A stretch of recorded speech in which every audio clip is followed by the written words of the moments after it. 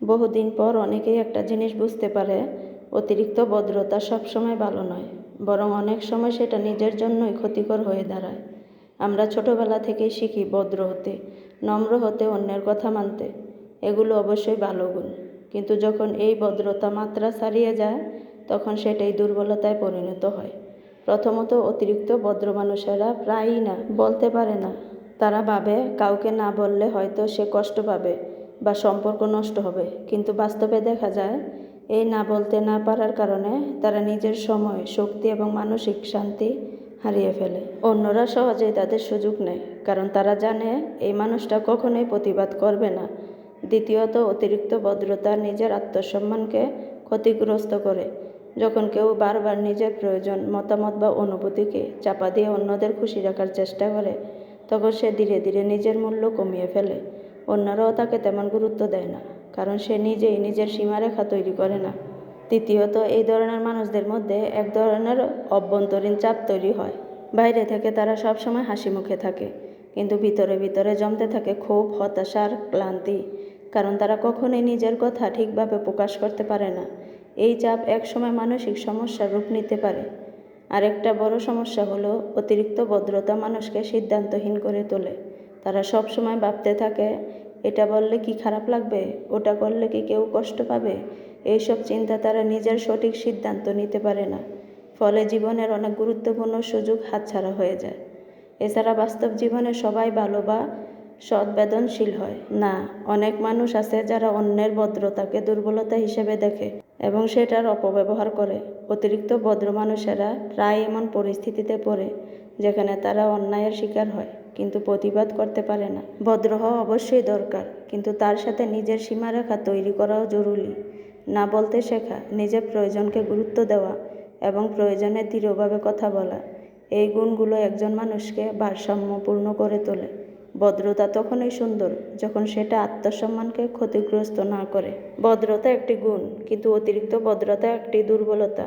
নিজের ভালো থাকার জন্য, মানসিক শান্তির জন্য এবং সম্মানের জন্য আমাদের শিখতে হবে কখন ভদ্র থাকতে হবে আর কখন নিজের পক্ষে দৃঢ়ভাবে দাঁড়াতে হবে। আর সবই নিয়তির খেলা। নিয়তি আমাদের কোথা থেকে কোথায় নিয়ে দাঁড় করায়, এই কথাটা আমরা অনেক সময় অনুভব করি, কিন্তু ঠিকভাবে বুঝতে পারি না। জীবনটা আসলে একদম সোজা কোনো রাস্তা না। এখানে মোড় আছে, অপ্রত্যাশিত বাঁক আছে, আছে হঠাৎ থেমে যাওয়ার মুহূর্ত, আবার হঠাৎ দৌড় শুরু করার সময়ও আছে। কখনো আমরা এমন জায়গায় থাকি যেখানে ভাবি এইটাই হয়তো আমাদের শেষ গন্তব্য। সব কিছু ঠিকঠাক চলছে, নিজের মতো করে একটা ছন্দ তৈরি হয়ে গেছে, কিন্তু হঠাৎ করে নিয়তি সব কিছু বদলে দেয়। এমন কিছু ঘটে যা আমরা কল্পনাও করিনি। আমরা তখন ভেঙে পড়ি, প্রশ্ন করি কেন আমার সাথে এমন হলো, কিন্তু সময়ের সাথে বুঝতে পারি সেই পরিবর্তনটাই হয়তো আমাদের জন্য দরকার ছিল। হয়তো সেই কষ্টটা না পেলেও আমরা আরও শক্ত হতে পারতাম না, নতুন কিছু শিখতে পারতাম না, বা জীবনের অন্য কোনো দরজা আমাদের জন্য খুলতো না। নিয়তির সবচেয়ে অদ্ভুত ব্যাপার হলো, এটা কখনো আগাম জানায় না। আমরা পরিকল্পনা করি একভাবে, কিন্তু জীবন চলে অন্য পথে। আমরা কাউকে ধরে রাখতে চাই, কিন্তু সে চলে যায়। আবার কখনো এমন জায়গায় মানুষ আসে যাকে আমরা একদমই আশা করিনি, কিন্তু সে আমাদের জীবনটাই বদলে দেয়। এই উঠানামার মাঝে আসলে জীবনের সৌন্দর্য লুকিয়ে আছে। যদি সব কিছু আমাদের পরিকল্পনা মতো হতো, তাহলে হয়তো আমরা নতুন কিছু আবিষ্কারই করতে পারতাম না। নতুন অনুভূতি, নতুন মানুষ, নতুন অভিজ্ঞতা, এইসব আসে সেই অপ্রত্যাশিত পথ বদলার মাধ্যমে। তাই হয়তো মাঝে মাঝে থেমে গিয়েও ভাবা দরকার, যেখানে আজ দাঁড়িয়ে আছি, এই হয়তো একসময় কল্পনা তো ছিল না। ভালো হোক বা খারাপ, প্রতিটা অভিজ্ঞতাই আমাদের আজকের এই জায়গা এনে দাঁড় করিয়েছে। সবশেষে একটা কথাই বলা যায়, নিয়তি আমাদের কোথায় নিয়ে যাবে সেটা আমরা জানি না, কিন্তু আমরা কিভাবে সেই পথটা পার করব সেটার সিদ্ধান্ত আমাদের হাতে। তাই ভয় না পেয়ে, হতাশ না হয়ে জীবনের প্রতিটা পরিবর্তনকে গ্রহণ করাই হয়তো সবচেয়ে বড় সাহস। কারণ কে জানে, আজকের এই অজানা পথটাই হয়তো আমাদের জীবনের সবচেয়ে সুন্দর গন্তব্যের দিকে নিয়ে যাচ্ছে। আজকের এই গন্তব্য দিয়েই বুঝতে পারবো, এই গন্তব্যই হলো আমাদের আগামীর দিনের ভবিষ্যৎ।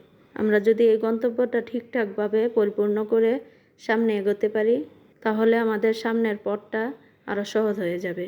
আর মানুষের গন্তব্যই যদি ঠিক না থাকে, তাহলে কোনো মানুষই জীবনে সাফল্য আনতে পারবে না। আপনার জীবনটা নিয়ে আপনি যত ব্যস্ত হয়ে যাবেন, আপনার আগামীর পথটা ততটাই কঠিন হবে। তো সবশেষে একটা কথাই বলি, অতিরিক্ত ভদ্রতা হতে যাবেন না, এতে নিজের জন্যই ক্ষতি নিয়ে আসে। কথা বলতে বলতে আমার সম্পূর্ণ কাজ শেষ হয়ে গেছে। আপনাদের সবাইকে ধন্যবাদ।